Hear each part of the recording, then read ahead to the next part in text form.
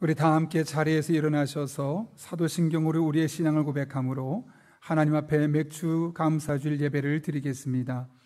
나는 전능하신 아버지 하나님 천지의 창조주를 믿습니다. 나는 그의 유일하신 아들 우리 주 예수 그리스도를 믿습니다. 그는 성령으로 잉태되어 동정녀 마리아에게서 나시고 십자가에 못 박혀 죽으시고 장사된 지 사흘 만에 죽은 자 가운데서 다시 살아나셨으며 하늘에 오르시어 전능하신 아버지 하나님 우편에 앉아 계시다가 거기로부터 살아있는 자와 죽은 자를 심판하러 오십니다. 나는 성령을 믿으며 거룩한 공교회와 성도의 교제와 죄를 용서받는 것과 몸의 부활과 영생을 믿습니다. 아멘.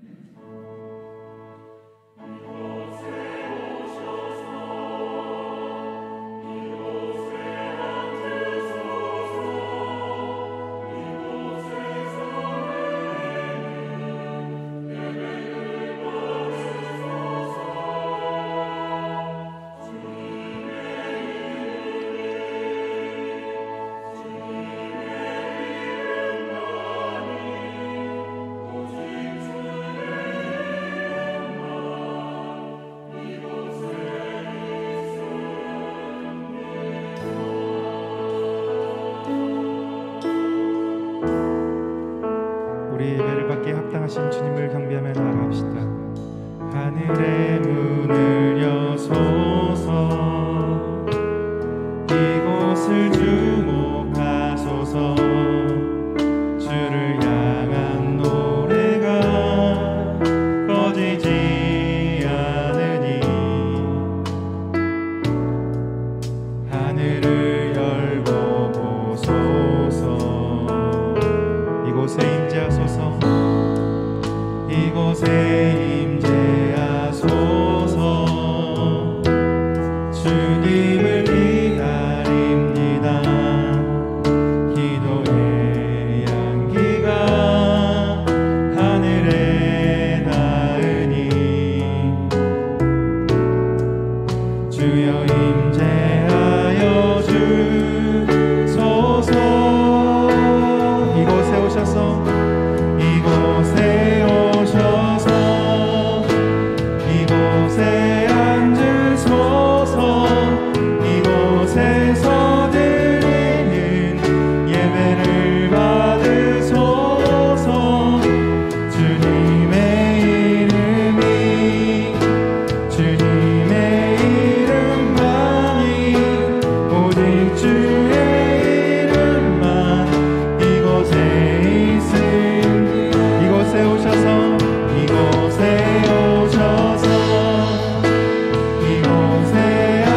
앉으소서. 이곳에서 드리는 예배를 받으소서. 주님의 이름만이 오직 주의 이름만 이곳에 있으니 오직 주의 이름만 이곳에 있음. 오직 주의 이름만 이곳에 있습니다. 아멘. 다 함께 자리에 앉으셔서 우리를 구원하시고 우리를 새롭게 하시는 놀라우신 주님의 이름을 찬양하며 나가겠습니다.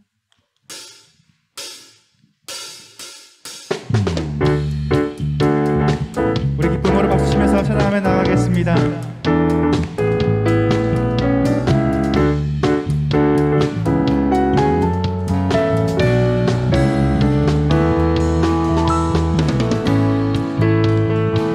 우리를 구원하신 주님의 이름을 찬양합니다.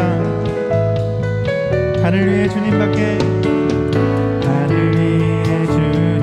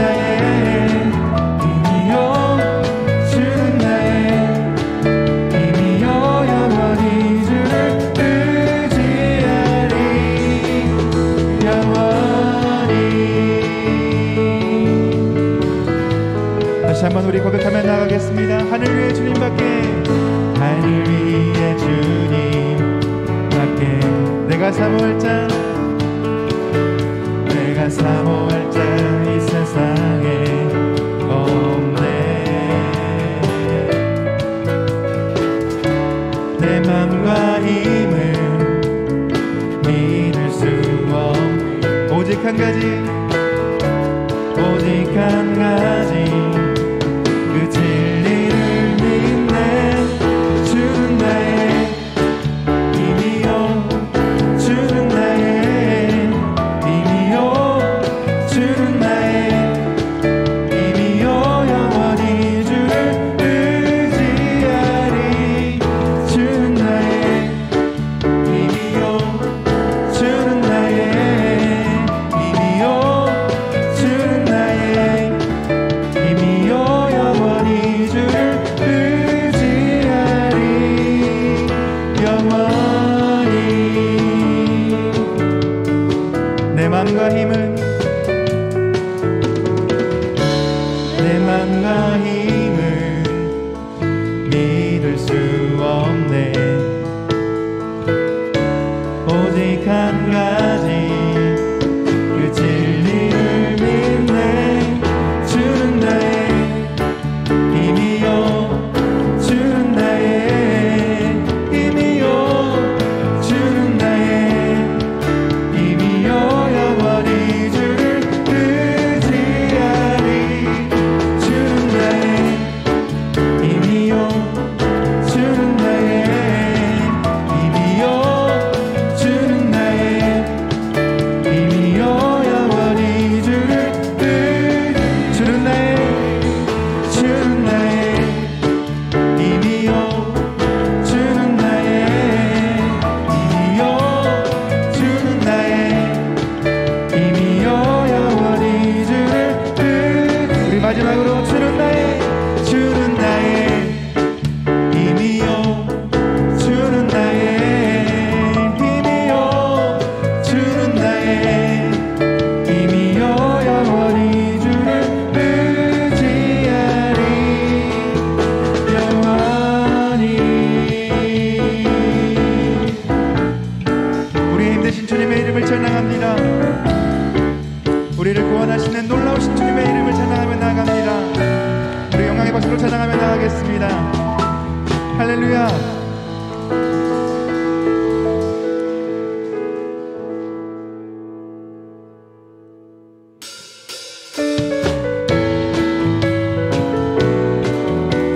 우리 영광의 주님의 이름을 찬양합시다. 영광의 주님 찬양하세. 모든 영광 능력 찬송 예수님께. 영광의 주님 찬양하세. 주의 백성 모두 함께 찬양하세. 그 손을 높이 들고 주 이름 찬양. 존귀와 영광 모두 주 예수님께. 영광의 주님 찬양하세. 죽으시고 부활하신 만왕의 왕. 다시 한번 고백하며 영광의 주님 찬양하세. 모든 영광 능력 찬송 예수님께. 영광의 주님 찬양하세. 주의 백성 모두 함께 찬양하세. 두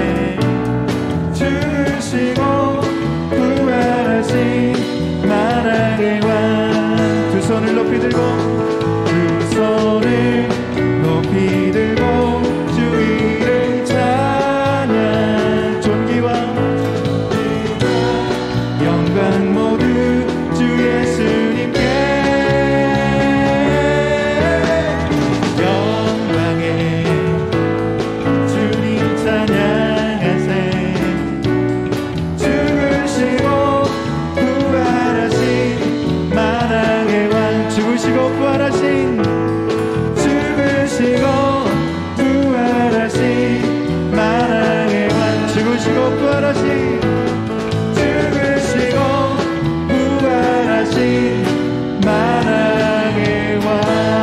우리 영광의 주님께 영광의 박수로 찬양하며 나아갑니다. 할렐루야. 우리의 모든 찬양 영광을 받아 주옵소서.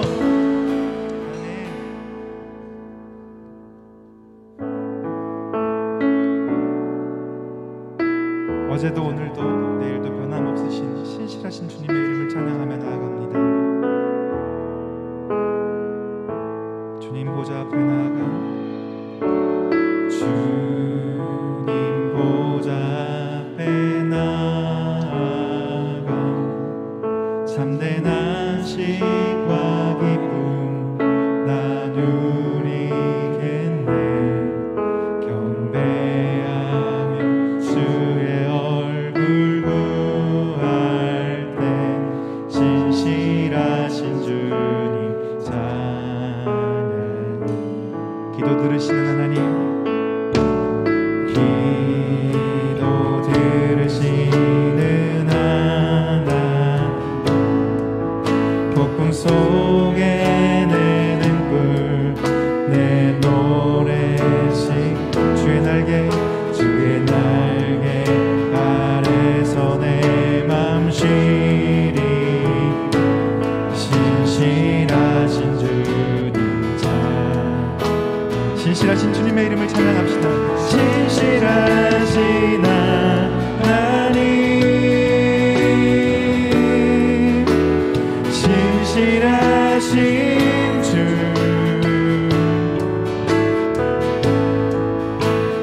나의 주 하나님은 신실하신 하나님, 신실하신 하나님, 신실하신 주,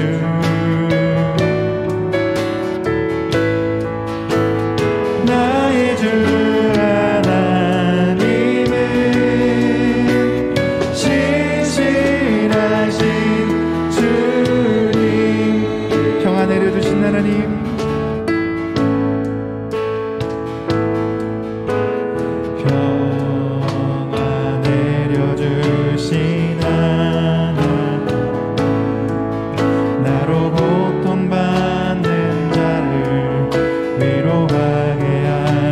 나의 평생에 주의 사랑을 전하리. 신실하신 주, 우리 전심으로 고백하며 나갑시다. 신실하신 하나님,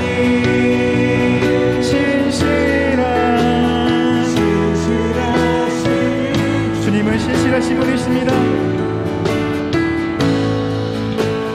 나의 주 하나님은 신실하신, 이 시간 전심으로 고백하며 신실하신 하나님, 신실하신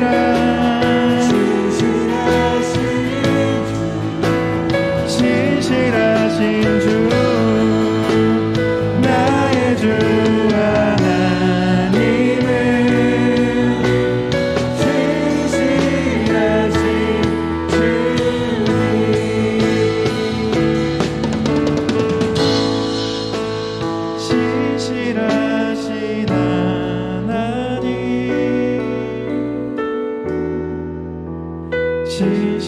신실하신 주,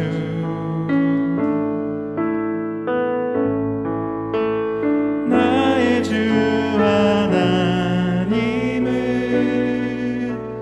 신실하신 주님.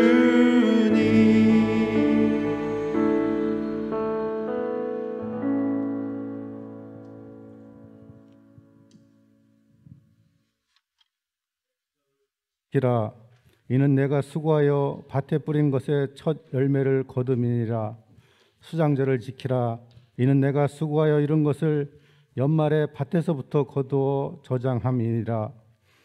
저희의 인생의 생사화복을 주관하시며 높이기도 하시며 낮추기도 하시는 하나님 아버지의 은혜와 사랑을 감사드립니다. 하나님의 은혜에 감격하여 드리는 신령과 진정의 예배를 기쁘게 받아 주시옵소서.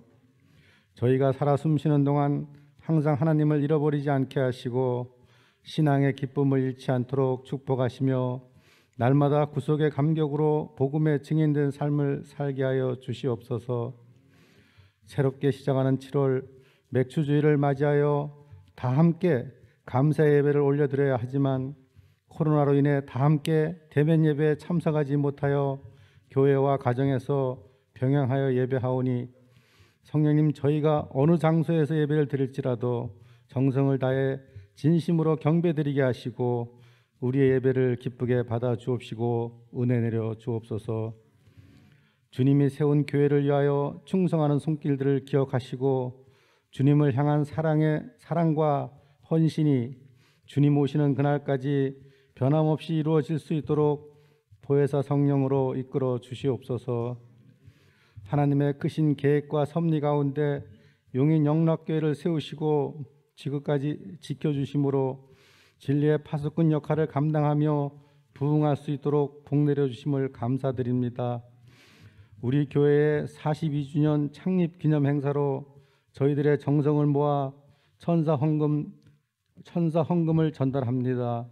비록 작은 물질일 수도 있지만 이 천사 헌금이 주님의 복음을 들고 인도 땅에서 열심히 선교에 전념하시다가 목숨을 바친 고 이춘식 선교사님과 그 남겨진 가족들을 돕는 일과 성인이 되어 보호시설로부터 세상으로 나와 홀로 모든 것을 감당해야 할 외롭고 힘든 자립소년들을 위해 귀하게 쓰여지며 삶의 힘을 얻는 디딤돌로 쓰여지기를 원합니다.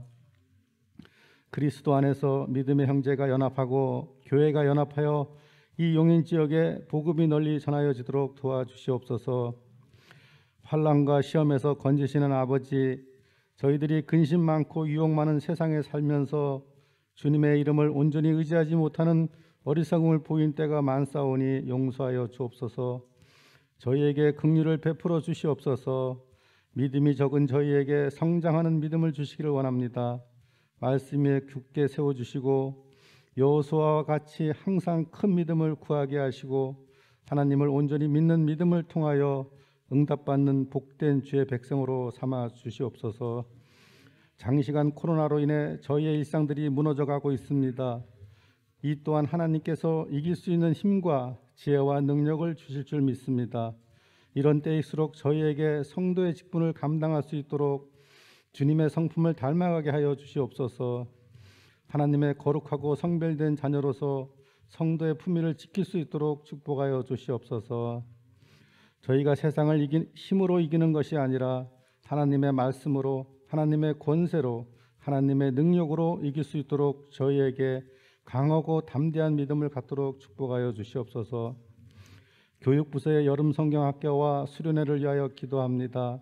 코로나 방역 문제로 여러 가지 어려운 여건에서도 전심을 다해 준비하고 아이들을 섬길 교사 선생님들과 교육부서 담당 교육자님들을 지혜와 성령으로 축복하심으로 어린 생명들이 삶으로 주님을 알아가고 진리를 깨우쳐 참된 믿음으로 양육받도록 하나님이 친히 인도하시고 함께하여 주시옵소서.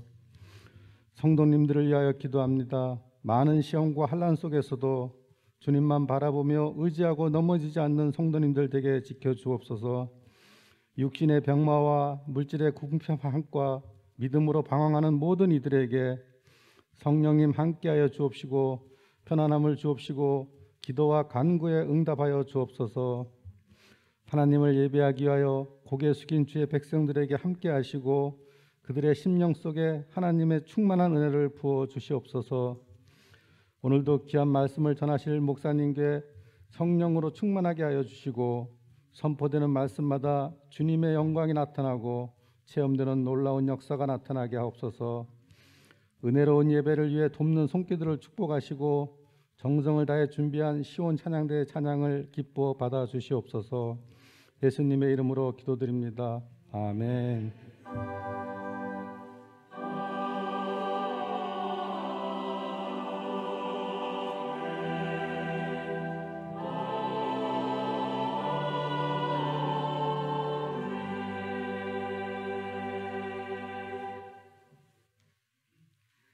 우리에게 오늘 주시는 하나님의 말씀은 사사기 6장 11절에서 18절의 말씀입니다. 사사기 6장 11절에서 18절 구약성경 369쪽에 있습니다. 하나님의 말씀을 봉독하겠습니다.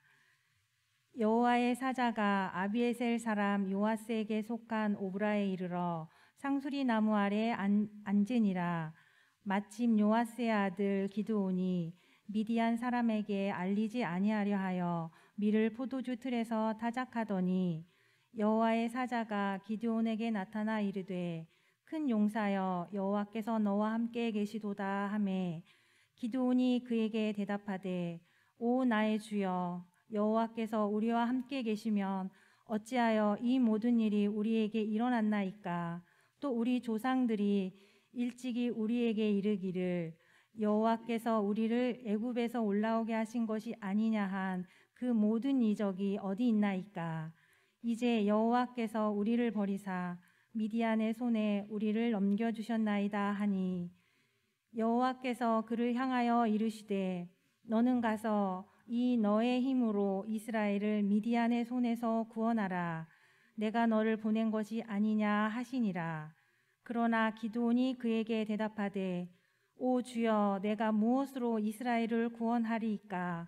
보소서 나의 집은 므낫세 중에 극히 약하고 나는 내 아버지 집에서 가장 작은 자니이다 하니 여호와께서 그에게 이르시되 내가 반드시 너와 함께 하리니 내가 미디안 사람 치기를 한 사람을 치듯 하리라 하시니라. 기드온이 그에게 대답하되 만일 내가 주께 은혜를 얻었사오면 나와 말씀하신 이가 주 되시는 표징을 내게 보이소서. 내가 예물을 가지고 다시 주께로 와서 그것을 주 앞에 드리기까지 이곳을 떠나지 마시기를 원하나이다 하니 그가 이르되 내가 너 돌아올 때까지 머무르리라 하니라. 이것은 하나님의 말씀입니다. 아멘.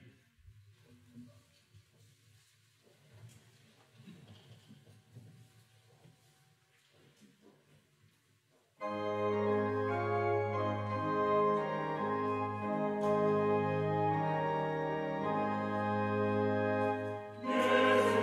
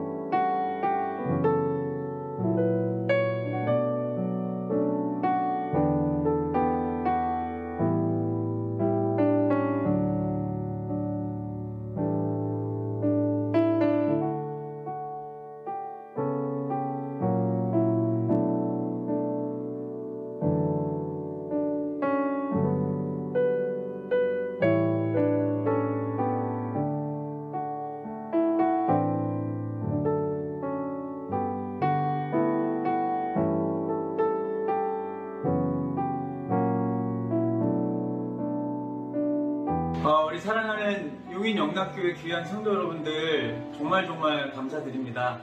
여러분들이 마음 가득 모아 보내주신 이 귀한 헌금을 통해 우리 보호종료 아동들 그리고 퇴소한 친구들에게 정말 귀한 예수님의 사랑으로 흘려보내도록 하겠습니다. 진심이 통하게 되면 그 아이들에게 분명히 예수 그리스도의 복음도 신비어질 줄 믿습니다. 계속해서 함께 기도해 주시고 저도 더 기쁘고 행복한 소식들 또 여러분들에게 전하도록 하겠습니다. 주 안에서 늘 강건하시고 행복하십시오. 고맙습니다.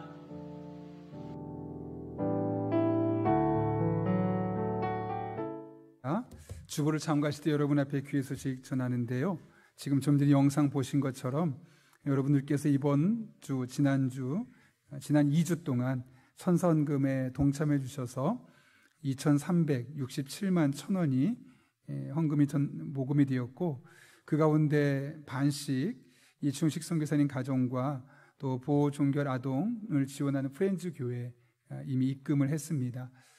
직접 오셔서 하는 것도 좋겠지만 선교사님 가정에 찾아뵙고 나서 전달식도 참 힘들 정도로 어려운 시기를 보내셨는데 그냥 저희 취지만을 전달해 드렸더니 그럼 본인께서 편지를 써서 이렇게 교인들에게 그 감사 의미를 전하고 싶다 하셔서 그렇게 전달하게 되었고요. 또 프렌즈 교회에서도 박유원 목사님께서 영상으로 함께 그 마음을 전달해 주셨습니다. 지난 2주 동안 천사헌금을 통해서 정말 우리 교회가 귀한 일을 감당하게 된 것 같습니다. 준비하는 과정에 사회봉사위원회에서 수고 많이 해주셨고, 특별히 영상을 편집하고 촬영했던 조동희 집사님 많이 감사를 드립니다. 그리고 사실 우리 교우들만 한 것이 아니라 우리 교우들과 함께 교제하고 있는 교회 안 다니는 사람들도 이번에 여러분들이 동참했다는 소식을 들었습니다. 그분들에게도 우리 교우분들 꼭 감사 인사 전해주시길 부탁드리고요. 어쨌든 우리가 이런 시기를 통해서 정말 어려운 이웃들을 함께 섬길 수 있음에 감사하고 이게 축복의 길이 아닌가 싶습니다. 여러분 한 분 한 분에게 진심으로 감사를 드립니다. 계속해서 주보 참고하시면요, 우리 말씀과 함께 철로 역정 계속 진행하고 있는데 적극적으로 참여해 주시고요. 또 지난주에 한 가족이 되신 분이 계십니다. 2부 예배 참석하시는데 우리가 비록 계속 얼굴을 볼 수 없다 할지라도 홈페이지로 보고 또 교회에서 밖에서 보면은 서로 친절하게 안내해주고 그렇게 교제하셨으면 좋겠습니다. 예배 안내입니다.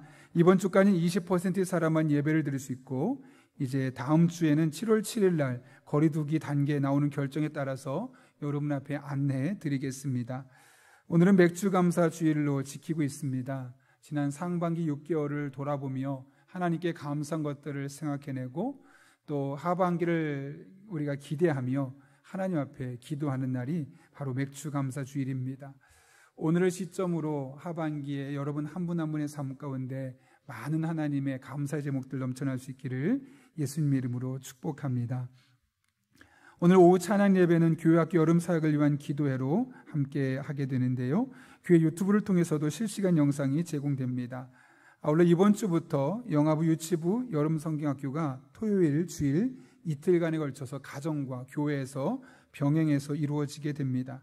그리고 아동부는 7월 24일부터, 중고등부와 청년부는 연합으로 7월 31일부터 시작됩니다.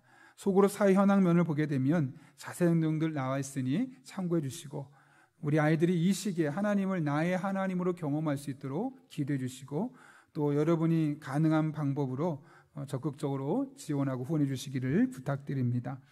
재직회와 안수집사회 당회 모임 참고해 주시고요. 라승관 김기임 집사님 가정에서 자녀 결혼 감사, 강진규 장로님, 허성자 권사님 가정에서 건강회복 감사로 사랑의 성배 드렸습니다. 전량 도움이 필요한 가정을 섬기는 데 사용하고요. 하도록 하겠습니다. 장례 소식입니다. 우리 교우 이금옥 집사님의 부친께서 6월 30일 하나님의 부르심을 받았습니다. 코로나 상황이라 많은 분들을 가지 못했지만 또 제가 가서 충분히 위로를 전했습니다. 여러분들도 나중에 보시게 되면 꼭 위로해 주시고 또 잘 이겨낼 수 있도록 기도해 주시기를 부탁드립니다. 자세한 광고는 주부를 참고해 주실 때 아주 기쁜 소식이 하나 있죠. 우리 강진규 장로님께서 수술하시고 많은 어려운 시기도 있으셨는데 우리 교우들이 함께 기도하는 과정 중에 수술을 잘 마치시고 또 회복하는 과정도 재활 과정도 끝내시고 금요일에 퇴원하셨나요?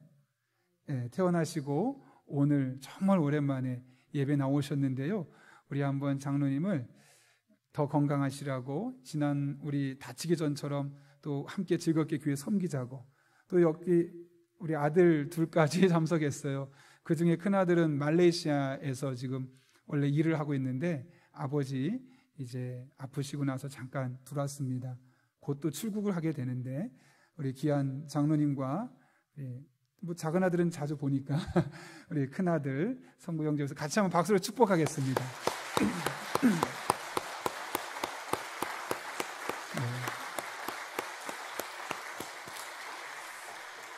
네, 감사합니다. 이렇게 얼굴 뵐 수 있어서 너무나 감사하죠. 네, 감사합니다. 우리 함께 기도하고 하나님의 말씀 나누겠습니다. 거룩하신 아버지 하나님, 오늘 우리를 주님 전에 불러주시고 예배하게 하실 뿐만 아니라 하나님의 말씀을 들을 수 있는 은혜 주신 것 진심으로 감사를 드립니다. 말씀을 듣는 이 시간 하나님의 말씀이 우리의 신비에 새겨지게 하시고 각각의 사람에게 내게 주신 말씀으로 들려지는 복된 시간 되게 하여 주옵소서. 그동안 열심으로 하나님의 교회를 섬긴 장로님 건강하게 회복된 모습으로 볼 수 있게 하시는 은혜 진심으로 감사를 드립니다. 앞으로도 함께 교회에서 즐겁게 하나님을 예배하고 안전하게 건강하게 잘 지낼 수 있도록 주님께서 눈동자를 지키듯 보호하여 주옵소서. 예수님의 이름으로 기도하옵나이다. 아멘. 우리 한번 잠깐 인사하면 좋겠는데요. 현장에서 예배 드리시는 분들과 가정에서 다른 분과 함께 드리는 예배 드리는 분과 혼자 예배 드리는 분을 위해서 좀 인사를 달리했습니다. 제가 항상 옆에 분하고 인사라고 했더니 혼자 집에서 드리시는 분이 되게 외롭다고 더 그러시더라고요. 그래서 이번에 현장에서 드리는 분과 가정에서 다른 분과 함께 드리는 분들은 옆에 분들 보시면서 감사합니다 하고 홀로 예배 드리시는 분은 가슴에 손을 대고 고마워 하고 자신의 마음에 위로하고 축복하면 좋겠습니다. 함께 인사하겠습니다. 감사합니다. 예, 고맙습니다. 네, 감사합니다. 설교를 준비하면서 제가 서재에 있는 오래된 책 중에 하나인 변상규 교수님이 쓴 자아상의 치유라는 책을 읽으면서 좀 오랜 많은 생각을 했습니다. 10몇 년 전에 한 교수가, 대학 교수가 자살하는 사건이 있었는데 그것이 우리 사회를 잠깐 동안 들썩였던 적이 있습니다. 왜냐하면 그 자살한 사람이 우리나라 최고의 인재들만 모인다는 카이스트의 교수였기 때문에 그렇습니다. 그 교수가 연구실에서 자살하면서 조그만 쪽지에 유언 같은 말을 남겼는데 이런 내용이 적혀 있었습니다. 나는 먼저 갑니다. 나를 용서해 주십시오. 내가 죽는 이유는 점점점 하고 마지막에 저는 무능한 교수입니다. 그 교수가 세상을 포기한 이유는 나는 무능한 사람이야 라고 생각했기 때문이라는 것이죠. 그런데 여러분, 그 교수가 정말 무능한 사람이었을까요? 그는 그 학교에서도 촉망받는 젊은 교수였습니다. 뿐만 아니라 MIT 공대에 영어로 된 논문을 해마다 제출할 정도로 그 실력이 탁월한 사람이었습니다. 그런데 자기도 워낙에 뛰어난 사람이고 그 학교에서도 유명하고 그 학교에서도 많은 사람에게 인정받는 사람이었지만 자신보다 조금 더 잘하는 사람, 자기보다 조금 더 인정받는 사람을 보면서 나는 부족해, 내 실력은 형편없어 라는 열등감에 시달리게 되었고 그 결국 열등감으로 인해 자신의 삶을 마감하게 되었던 겁니다. 이렇게 보면 열등감은 자신에 대한 부정적인 평가로 이어지고 결국 자신의 삶을 포기하게 만드는 부정적인 감정임을 알게 됩니다. 그런데 이 열등감이 반드시 부정적인 것만은 아닙니다. 오히려 이 열등감이라는 감정을 잘 이용하기만 하면 죄송합니다. 잘 이용하기만 하면 우리가 보다 적극적인 삶을 살 수 있게 되는 것이죠. 한영대학교의 최원우 교수는 나는 열등한 나를 사랑한다 라는 책에서 열등감을 일컬어 더 많은 에너지를 생성하는 발전소라고 말하고 행복으로 초대하는 초대장이다 라고 이야기를 합니다. 그러면서 어떤 이야기를 하냐면, 우리가 이제 좀 있으면 올림픽 있지 않겠습니까? 올림픽에서 메달을 따는 사람 보게 되면 금메달을 딴 사람 옆에 있는 은메달을 따는 사람 있죠. 그 사람 마음속에는 금메달 딴 사람 보면서 마음에 열등감이 생긴다는 겁니다. 저 사람이 나보다 훨씬 뛰어나고 잘해. 그런데 그 열등감이 그렇게 자신을 포기하는 감정으로 나가는 것이 아니라, 그러니 나도 열심히 해야겠다 해서 다음번에 금메달을 딸 수 있는 가능성으로 이어진다는 것이죠. 그런 측면에서 열등감은 긍정적인 요소를 갖고 있다는 겁니다. 그러면서 한 사람을 더 예로 드는데요, 고대 아테네의 10대 웅병가 중에 한 사람인 데모스테네스라는 사람입니다. 그는 선천적으로 태어나면서 말을 더듬었습니다. 그리고 호흡기가 약해서 말을 조금만 해도 숨이 차게 되었고, 그러다 보니 많은 사람 앞에 강연을 하려고 하다 보면 숨이 차고 또 말을 어눌하게 하다 보니까 제대로 된 강연이 이루어질 수가 없었습니다. 그러던 어느 날 아테네 법정에서 한 웅변가가 많은 사람을 설득하는 모습을 보고 큰 충격을 받습니다. 어떻게 저렇게 말을 잘할 수 있을까? 어떻게 저렇게 사람의 마음을 움직일 수 있을까? 저 사람 너무나 뛰어난데 저 사람에 비하면 나는 도대체 뭔가? 호흡기도 안 좋고 말도 어눌하고 도대체 나는 어떻게 해야 될까? 한없이 자신이 초라하게 보였고 그 사람 앞에 열등감을 가질 수밖에 없었습니다. 그러나 그는 그 열등감의 방향을 다른 곳으로 돌렸습니다. 그 사람을 본받기로 한 겁니다. 그래서 그렇게 마음먹은 다음 날부터 데모스테네스는 머리와 수염을 깎고 지하실로 들어가서 계속해서 반복해서 말하는 연습을 했습니다. 발음을 또박또박하게 하려고 일부러 돌을 입에 물고 한 단어 한 단어를 입으로 내뱉었고, 호흡기가 워낙 약하다 보니까 산을 오르락 내리락 하면서 자신의 호흡기를 강하게 단련했습니다. 어쩌면 열등감일 수 있는데 그 열등감이 되는 원인들을 긍정적으로 활용하게 되었던 것이죠. 그 결과 그는 많은 단점을 갖고 약점을 갖고 있음에도 불구하고 고대 아테네 10대 웅병가가 될 수 있었던 겁니다. 사실 사람은 누구나 열등감을 가질 수밖에 없습니다. 모든 사람이 근본적으로 다르며 잘할 수 있는 것 또한 다르기 때문에 그렇습니다. 따라서 열등감을 어떻게 활용하느냐가 나를 죽이는 상한 감정이 될 수도 있고, 때로는 나를 살리는 행복한 발전소가 될 수도 있는 것이죠. 바라기는 우리 교회 성도들은 열등감이 오히려 여러분을 살리고 여러분을 지금보다 한 단계 더 뛰어난 사람으로, 나은 사람으로 만드는 그런 행복 발전소가 될 수 있기를 예수님의 이름으로 축원합니다. 오늘 본문은 사사로 쓰임받았던 기드온이 지니고 있었던 그 열등감에 대해서 말하고 있습니다. 우선 그에게서 열등감으로 인한 두 가지 상처를 볼 수 있는데요, 하나는 패배감입니다. 13절 보면 그가 이렇게 말하는데, 기드온이 그에게 대답하되 오 나의 주여, 여호와께서 우리와 함께 계시면 어찌하여 이 모든 일이 우리에게 일어났나이까? 또 우리 조상들이 일찍이 우리에게 이르기를 여호와께서 우리를 애굽에서 올라오게 하신 것이 아니냐 한 그 모든 이적이 어디 있나이까? 이제 여호와께서 우리를 버리사 미디안의 손에 우리를 넘겨주셨나이다 하니. 여러분, 이 13절의 말씀을 기드온이 언제 했을까요? 하나님께서 그를 찾아오셔서 큰 용사여 라고 말씀하신 12절 후의 말씀입니다. 그렇다면 13절 말씀은 약간 뜬금없는 이야기입니다. 왜냐하면 큰 용사여 라고 하나님 말씀하셨으면, 하나님 제가 왜 도대체 큰 용사입니까? 그렇게 묻는 것이 정상적인 반응 아니겠습니까? 그런데 오늘 본문을 보게 되면 기도는 그렇게 묻지 않고, 하나님께서 우리를 버리셔서 우리가 지금 미디안에게 이런 어려움을 겪고 있습니다 라고 불만을 토로하고 있는 겁니다. 그의 마음속에 어차피 하나님은 우리를 버리셨고 어차피 하나님 우리를 도와주지 않아, 그런 마음의 상처가 있던 것으로 보입니다. 이렇게 열등감의 첫 번째 모습은 패배의식으로 나타납니다.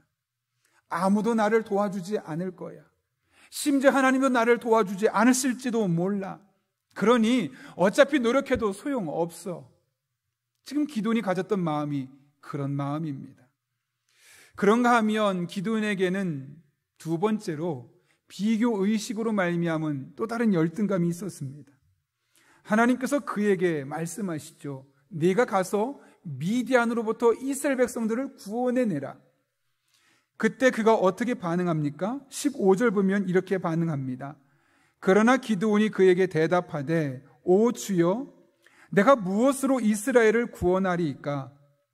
보소서 나의 집은 므낫세 중에 극히 약하고 나는 내 아버지 집에서 가장 작은 자니이다.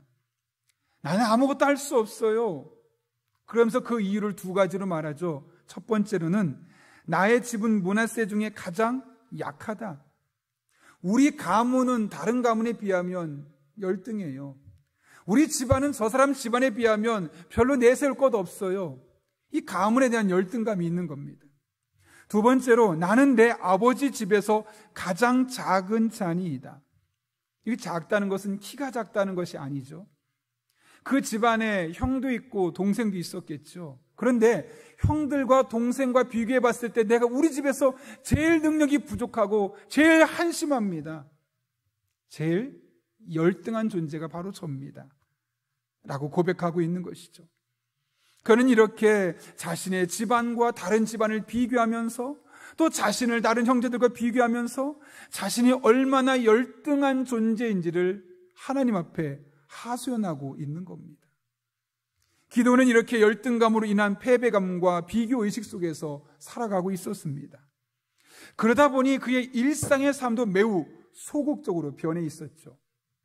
11절을 보면 그가 밀을 타작했는데 어디에서 했느냐? 포도주 틀에서 했다고 합니다.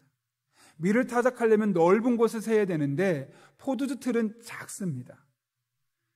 그렇게 했던 이유를 뭐라고 말하느냐? 11절에 보면 미디안 사람에게 알리지 아니하려고, 쉽게 말하면 겁쟁이였고 소극적인 사람이었음을 말씀하고 있는 것이죠.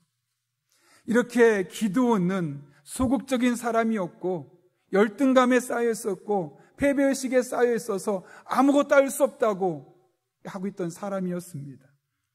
그런데 하나님은 그런 기드온을 먼저 찾아오셨습니다. 뿐만 아니라 그의 열등감을 치유해 주시고 심지어 사명까지 맡겨 주셨습니다. 그런 맥락에서 오늘 본문의 말씀은 열등감에 대한 하나님의 처방전이라고 할 수 있지요. 우리도 살아가다 보면 다양한 열등감이 있습니다. 어떤 분은 외모 때문에, 어떤 분은 키 때문에, 어떤 분은 직업 때문에, 어떤 분은 연봉 때문에 다양한 이유로 인해서 다른 사람과 비교하면서 열등감 속에 살아가고 있습니다. 여러분, 그렇다면 열등감에서 벗어나기 위해서 우리는 어떻게 할 수 있을까요? 첫 번째로는 하나님의 눈으로 나를 바라볼 수 있어야 합니다. 기드온을 찾아오신 하나님께서 기드온을 부르시는데 어떻게 부르셨습니까? 오늘 본문 12절의 말씀은 같이 한번 읽겠습니다. 시작. 여호와의 사자가 기드온에게 나타나 이르되 큰 용사여 여호와께서 너와 함께. 여기 본문을 보게 되면 큰 용사여라는 말이 뒤에 있는데요, 히브리 원문을 보게 되면 깃보르 헤아일이란 단어입니다. 너는 강력한 용사야. 영어는 mighty warrior. 너 또한 강력한 전사와 같다. 그래서 번역하게 되면 강한 전사, 강력한 영웅, 이런 식으로 번역할 수 있는 것이죠. 지금 기드온이 그렇다고 말하고 있는 건데요, 현실은 어떻습니까? 우리가 좀 전에 11절에서 살펴본 것처럼 미디안 사람들한테 들키지 않으려고 숨어서 타작하는 새 가슴을 가진 사람이 바로 기드온이었습니다. 영웅의 면모를 전혀 발견할 수 없지요. 그런데 하나님은 그런 기드온을 일컬어 큰 용사다라고 말씀하고 있는 겁니다. 왜 하나님께서 이렇게 부르시는 걸까요? 하나님은 기드온의 미래를 보신 겁니다. 현재 모습은 연약하고 부족하고 열등감에 휩싸여 있고 소극적인 사람이었지만 하나님이 역사하시면 그가 얼마든지 큰 용사로 쓸 수 있음을 알았던 것이죠. 실제로 어떻게 되었습니까?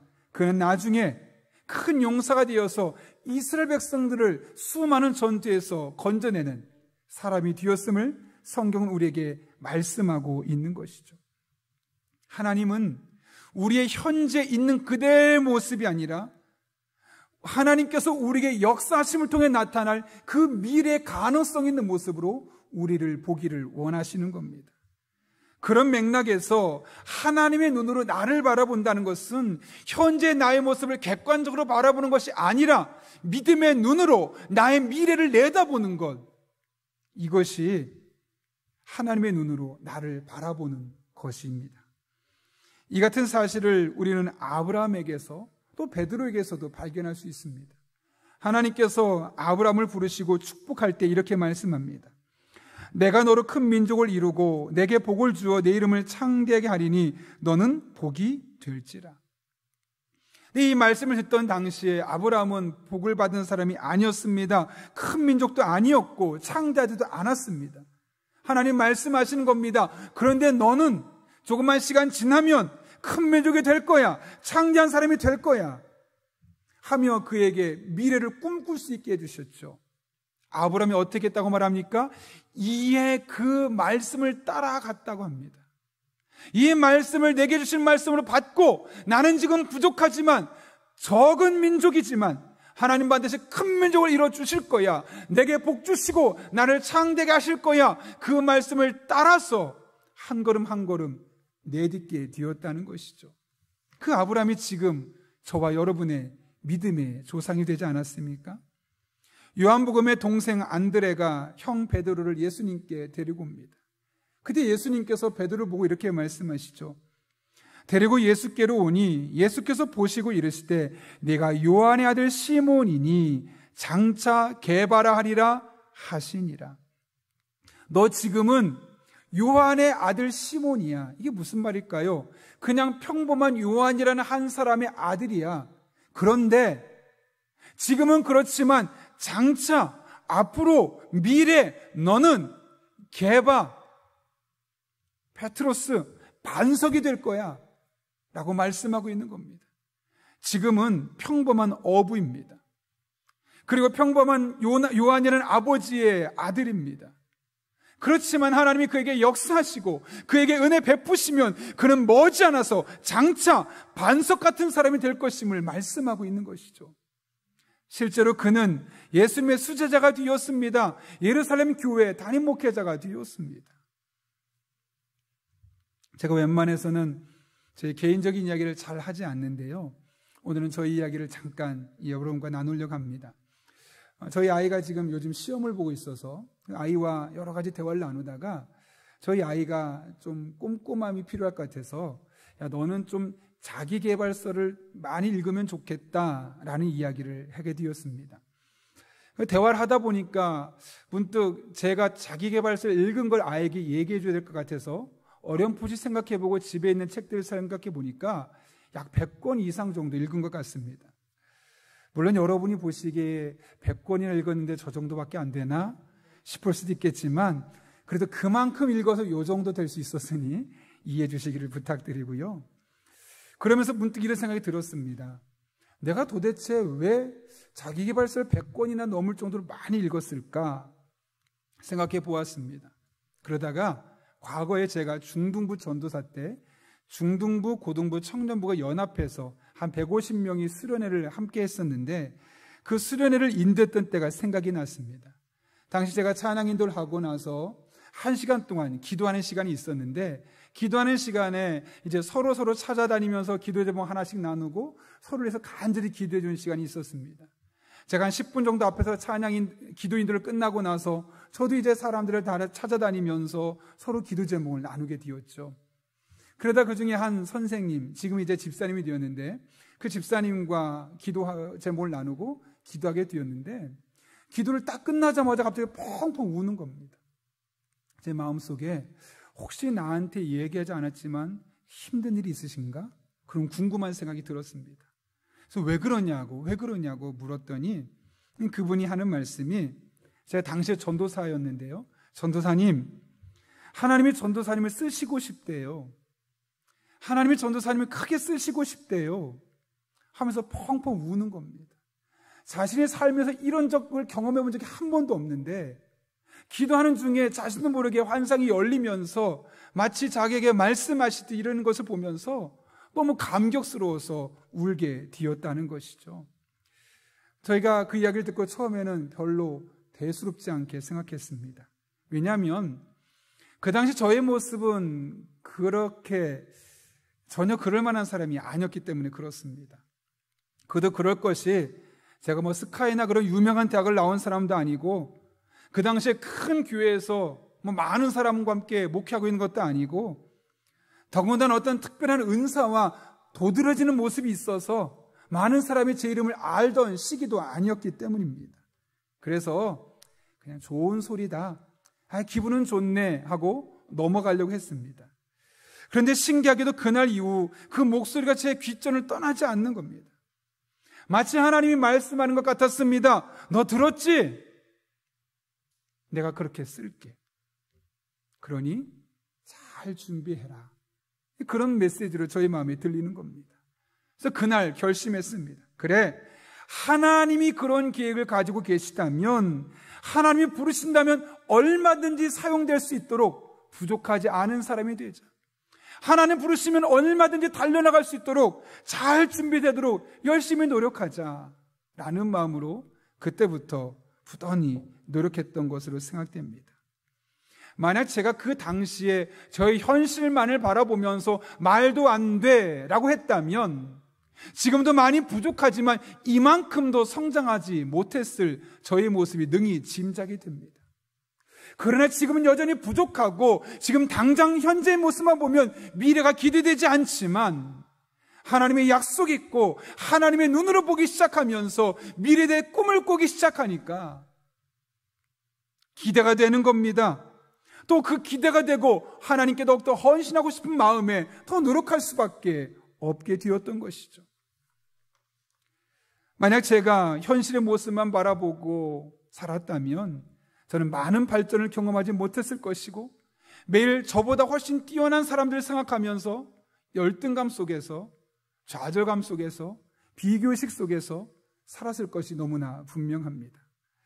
그런 맥락에서 우리가 현재 자신의 모습에 갇혀 사는 것은 사실 믿음이 아닙니다.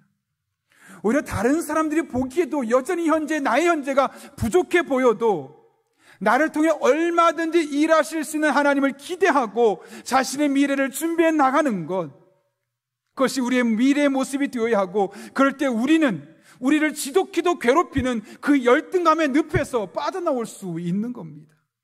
바라기는 우리 한 사람 한 사람이 현재 객관적인 눈으로 자신을 바라보는 것이 아니라 여러분을 통해 일하실 하나님의 그 은혜의 눈으로 여러분을 바라보고, 그럴 때 열등감의 늪에서 빠져나오고 하나님 주신 가능성들을 펼쳐내는 그런 주의 종들 될 수 있기를 예수님의 이름으로 축원합니다. 그런가 하면 열등감에서 벗어나기 위해서 우리는 두 번째로 하나님께서 이미 주신 자신의 능력을 확신하고 신뢰해야 합니다. 기드온을 찾아오신 하나님께서 기드온에게 새로운 사명을 주시지요. 이스라엘 백성들을 미디안의 손에서 구원해내라는 것입니다. 그런데 이때 하나님께서 기드온에게 한 가지 사실을 깨닫게 하십니다. 그것이 14절인데요. 여러분 한번 14절 읽겠습니다. 시작. 여호와께서 그를 향하여 이르시되 이스라엘을 미디안의 손에서 구원하라. 내가 너를 보낸 것이 아니냐 하시니라. 아멘. 여기 아주 중요한 표현이 있습니다. 이 너의 힘으로 라는 말입니다. 여러분, 이게 무슨 말일까요? 하나님께서 기드온이 미디안과의 싸움에서 승리할 수 있도록 이미 그에게 주신 힘이 있다는 것이죠.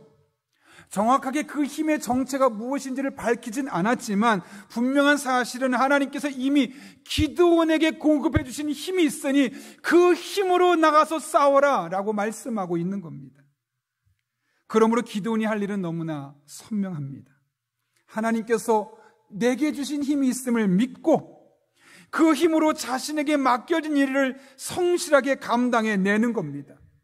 그러면 그는 굳이 다른 사람과 비교할 필요가 없는 겁니다. 왜요? 내게 있는 힘으로 일하면 되니까요. 그리고 그는 비교하지 않아도 되니까 열등감에서 벗어날 수 있는 것이죠. 우리는 자꾸만 다른 사람들과 비교합니다. 그러면서 나에게는 없고 다른 사람에게는 있는 것을 놓고 좌절합니다. 열등감에 빠집니다. 나는 이것이 없는데 저 사람은 가지고 있어. 나는 이게 부족한데 저 사람은 저거에 많이 있어. 나는 이거 할 수 없는데 저 사람은 저걸 할 수 있어. 내가 못하는 것, 가지지 않은 것을, 그러나 상대방을 할 수 있는 것, 가지고 있는 것과 비교하며 마음속에 수많은 열등감을 가지고 살아가는 것이죠. 하나님은 반대로 말씀하시는 겁니다. 이미 너에게 준 무엇인가 있다는 거죠. 다른 사람 가진 거 비교하지 말고 지금 너에게 무엇이 있는지를 확인하라는 것이죠. 따라서 하나님의 사람들은 반대로 해야 합니다. 나에게 없고 다른 사람에게 있는 것을 찾는 것이 아니라 다른 사람에게는 있든 없든 상관없이 내가 갖고 있는 것, 하나님께서 내게 주신 것이 무엇인가, 그거를 찾아내고 오히려 그 힘을 가지고 우리에게 맡겨진 일들을 즐겁게 감당하는 것, 이것이 바로 그리스도인의 삶의 모습이 되어야 하는 겁니다. 다른 말로 하면 약점에 얽매이지 말고 강점으로 일하라는 겁니다. 사도 바울의 표현으로 말하면 은사를 따라 일하라는 겁니다. 마태의 표현으로 말하면 받은 달란트를 따라 일하라는 겁니다. 분명한 것은 하나님께서 각각의 사람들에게 그 사람이 할 수 있는 특별한 힘, 특별한 능력, 특별한 지혜 주셨다는 겁니다. 그렇다면 우리는 하나님 못해요, 하나님 할 수 없어요, 저보다 더 잘하는 저 사람 쓰세요 라고 말할 필요가 없는 겁니다.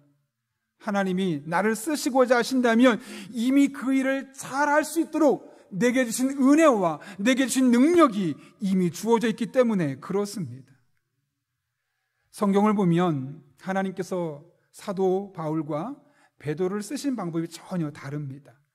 베드로는 예루살렘 교회 담임 목사로서 목회를 했고요. 바울은 여러 곳을 다니면서 개척하고 그 교회를 세우는 선교사 역할을 감당했습니다. 왜 그렇게 하셨을까요? 두 사람이 하나님께 주신 강점들이 달랐기 때문에 그렇습니다.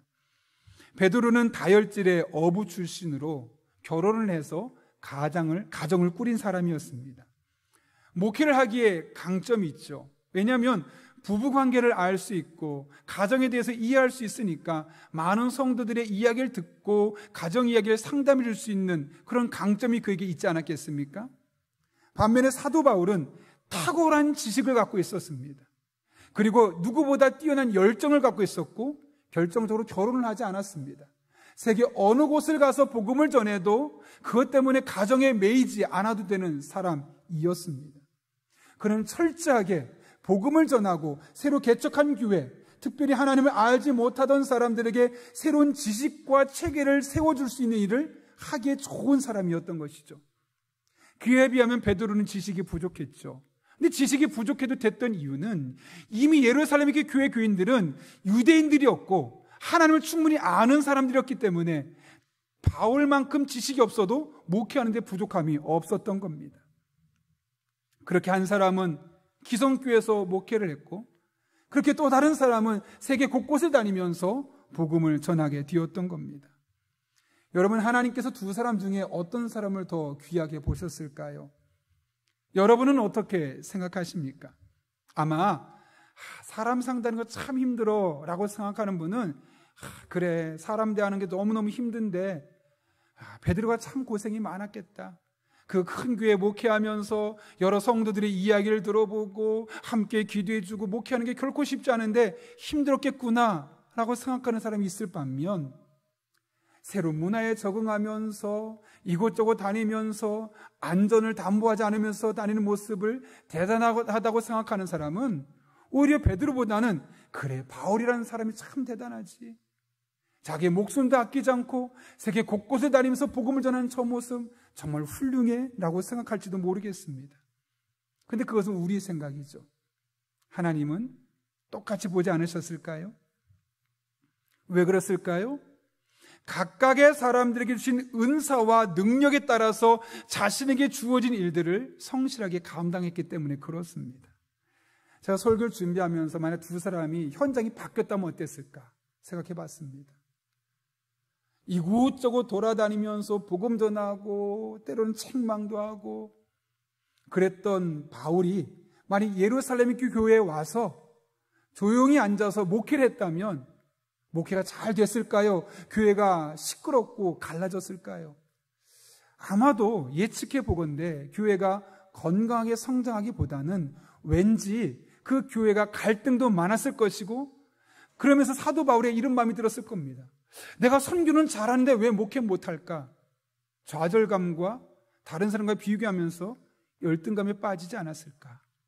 반대로 베드로가 기성교회에서 목회하던 사람을 가서 선교하라고 사도 바울처럼 하라고 했다면 아마 그는 한두 교회는 개척할 수 있었겠지만 아이고 난 이렇게까지 못합니다 하고 두 손 두 발 다 들고 아마 선교사의 사명을 포기했을지도 모르겠습니다. 그 또한 그의 마음속에 나는 왜 이렇게밖에 못할까? 다른 선교사들은 잘하는데 나는 왜 이거밖에 못할까? 열등감에 목회도 선교사역도 다 제대로 감당하지 못하지 않았을까요?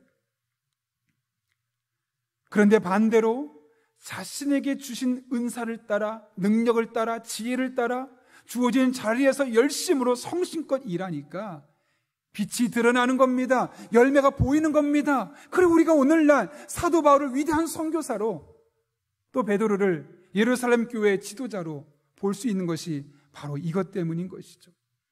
그렇다면 우리는 지금부터 사람을 바라보는 우리의 시각을 달리해야 합니다. 이 세상의 문화는 겉으로 보여지는 직업에 따라 그 사람이 벌어들이는 연봉에 따라 평가가 다릅니다. 그러나 하나님은 다 특별한 사람으로 보입니다. 왜냐하면 그 사람이 지금 하는 일은 어떤 직업을 갖고 있든 돈을 얼마를 벌고 있든 하나님 주신 지혜와 능력으로 자기 자리에서 열심으로 살아가고 있는 것이기 때문에 그렇습니다. 비록 큰 회사의 사장이 못됐다 할지라도 조그만 회사에서 열심히 직장생활하는 사람이라 할지라도 사무실에 앉아서 돈을 많이 버는 그런 직장인이 아니라 길에 나가서 길을 쓰는 환경 미화의 일을 한다 할지라도 하나님 주신 능력으로 지혜로 그 일을 즐겁게 감당할 수 있으면 그 사람은 그것만으로도 특별한 사람이고 그것만으로도 그 역할을 잘 감당하고 있는 사람이라는 것이죠. 뉴욕의 어느 고등학교 선생님이 자신이 담당하고 있었던 3학년 학생들에게 한 명씩 나오라고 하면서 이 아이가 이 반에서 왜 특별한지를 막 설명해 줍니다. 그리고 가슴에 리본을 하나 달아주면서 이렇게 리본을 달아줬는데 리본에 이렇게 써 있습니다. 당신은 내게 특별한 사람입니다. 그렇게 한 아이를 다 불러들여서 이 아이는 우리 반에서 이래서 특별합니다 하고 다 달아준 겁니다. 아이들이 보니까 친구도 당신은 나에게 특별한 사람입니다. 나도 당신은 나에게 특별한 사람입니다. 서로 막 보면서 기분이 좋은 겁니다. 아 그래 나는 너에게 특별한 사람이야. 너는 나에게 특별한 사람이었네. 기분이 좋아질 수밖에 없지 않겠습니까? 그때 선생님이 숙제를 하나 냈습니다. 앞으로 집에 가다가 너에게 특별한 사람이 있으면 그 사람에게 파란 리본을 달아줘라. 그리고 왜 나에게 특별한지를 이야기해주고 그 다음에 그 이야기를 나한테 다시 이야기해줘라.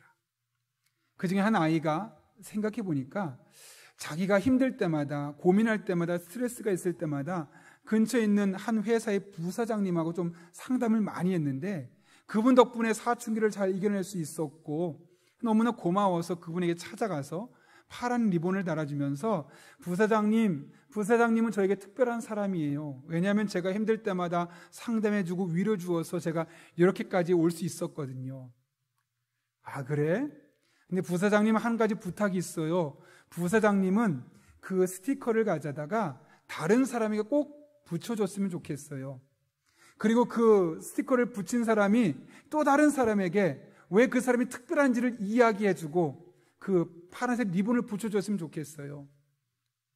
그렇게 이야기를 했더니 이 부사장이 곰곰이 생각해 보다가 사장님을 찾아갔습니다. 사실 이 사장님은 그 회사의 다른 회원들이 회사의 사원들이 볼 때 참 독해 보이는 사람, 좀 악해 보이는 사람으로 인식이 되어 있었습니다. 그럼에도 불구하고 이 부사장이 보기에 이 사장님이 뛰어난 부분, 탁월한 부분이 있었기에 찾아가서 말하죠.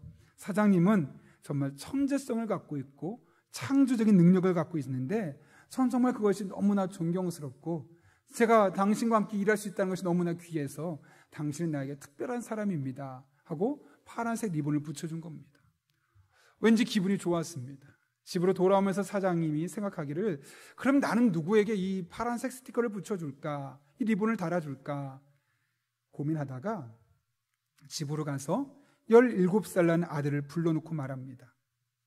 얘야, 사실 내가 지금까지 너한테 너무너무 바빠서 별로 신경을 쓰지 못했지.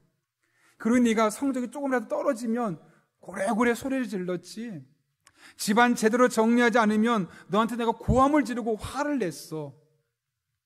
하지만 내가 곰곰이 생각해 보니까 너는 나에게 정말 특별한 존재였어. 공부를 조금 못할 수 있고 방을 어질러 필 수 있지만 너는 나에게 특별한 존재야. 있는 그 자체만으로 너희 엄마와 나에게 너무나 특별한 존재야 라고 아이에게 이야기를 하고 파란 리본을 붙여준 겁니다. 근데 그 이야기를 듣자마자 아들이 펑펑 웁니다. 아니, 펑펑 우는 정도가 아니라 대성통곡을 합니다. 그러더니 아들이 눈물을 닦으면서 아버지를 바라보더니 이렇게 울먹이며 말합니다. 아빠, 사실 저는 내일 자살하려고 했었어요. 아빠한테 공부 못한다고 혼날 때마다 나는 쓸모없는 자식이구나. 아빠한테 정리 제대로 못한다고 핀잔을 들을 때마다 나는 이거밖에 안 되는 인간인가. 그런 마음이 저를 자꾸 괴롭히고 제 안에 그 열등감이 나는 더 이상 살 필요가 없어 라는 마음을 갖게 했고 그래서 내일 사실 죽으려고 했었어요. 그런데 이제는 그럴 필요가 없어졌어요 라고 했다는 것이죠. 당신은 특별한 사람이라는 책에 있는 짧은 내용의 글입니다. 여러분, 어떻게 보면 이 아들은 살면서 자신이 열등감을 가질 수 있는 상황이 너무나 많았습니다. 다른 사람보다 공부를 못했기 때문에, 다른 사람보다 정리를 못했기 때문에 여러 가지 이유로 아버지한테 핀잔을 들으며 나는 이거밖에 안 되는가? 라는 그 열등감이 자신을 너무나 괴롭혔죠. 그런데 아버지를 통해서 내가 비록 다른 사람보다 조금 공부를 못하고 다른 사람보다 정리정돈을 조금 못해도 나는 특별한 사람이구나, 존재만으로도 나는 괜찮은 사람이구나, 그러면서 자신에게 주신 그 능력을 가지고 자기의 길을 걸어가려는 마음을 생기게 되었던 겁니다. 우리 또한 마찬가지 아니겠습니까? 여러분은 이미 특별한 분들입니다. 직업과 상관없이, 연봉과 상관없이, 사람들의 인기와 상관없이 여러분 한 분 한 분은 너무나 소중한 분들입니다. 특별한 분들입니다. 왜냐하면 하나님께서 하나밖에 없는 아들 예수님과 바꾼 분들이기 때문이고, 여러분이 이 세상에 이미 존재하는 이유 하나만으로 하나님께서 여러분을 통해 하실 일이 있고, 그 하실 일이 있기 때문에 여러분만 할 수 있는 그 일을 지금 하게 하시고 있기 때문에 그렇습니다. 그런 의미에서 우리가 한번 잠깐 가슴에 손을 얹었으면 좋겠습니다. 그리고 한번 이렇게 3번을 따라했으면 좋겠는데요. 한번 3번 이렇게 해보겠습니다. 나는 특별한 사람이다. 하겠습니다. 시작. 나는 특별한 사람이다. 한 번 더요. 나는 특별한 사람이다. 한 번 더요. 나는 특별한 사람이다. 예, 여러분 한 분 한 분은 특별한 사람입니다. 우리 옆에 분들한테 한번 이제 축복하며 이렇게 인사하겠습니다. 당신은 특별합니다. 이렇게 2분 이상 인사하겠습니다.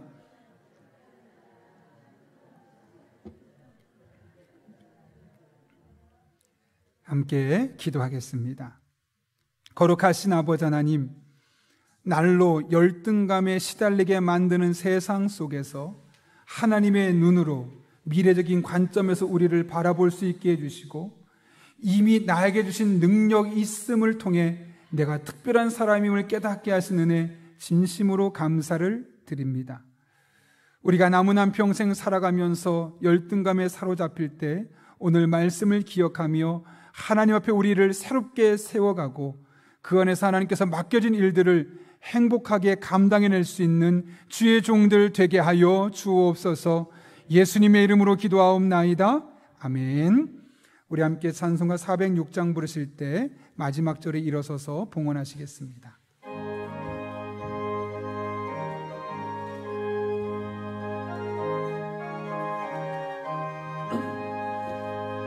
고난 내 영혼 편히 쉴 곳과 풍랑 일어도 안전한 포구 폭풍까지도 다스리시는 주의 영원한 팔을지에 주의 영원하신 팔 함께 하사 항상 나를 붙드시니 어느 곳에 가든지 요동하지 않음은 주의 팔을 의지함이라.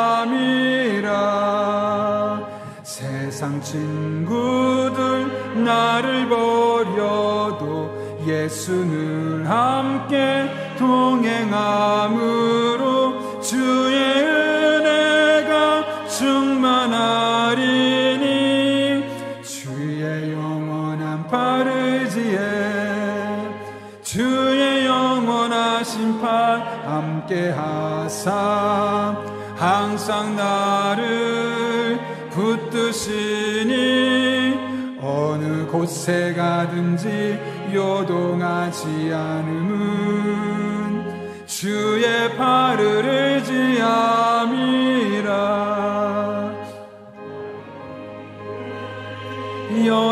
연약해져도 미리 예비한 힘을 주시며 위태할 때도 안보하시는 주의 영원한 팔을지에 주의 영원하신 팔 함께 하사 항상 나를 붙드시니 어느 곳에 가든지 요동하지 않음은 주의 팔을 의지함이라. 능치 못한 것 주께 없으니. 가정에서 예배 드리시는 분들은 이 시간 준비된 예물을 하나님 앞에 정성껏 드리도록 하겠습니다.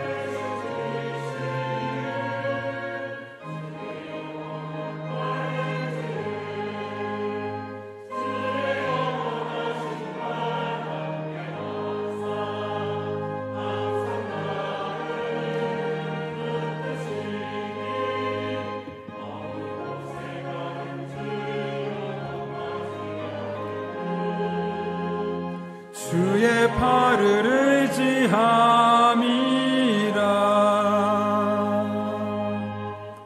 거룩하신 아버지 하나님, 매일매일 열등감으로 괴롭히는 세상 속에서 우리의 영혼이 고뇌에 있을 때 세상 친구들이 나를 버려도 함께 동행해 주시고 믿음이 연약해졌을 때 미리 예비한 힘을 주시며 늘 우리를 붙들어 주셔서 어느 곳에서든 요동치 않게 인도하신 은혜 진심으로 감사를 드립니다.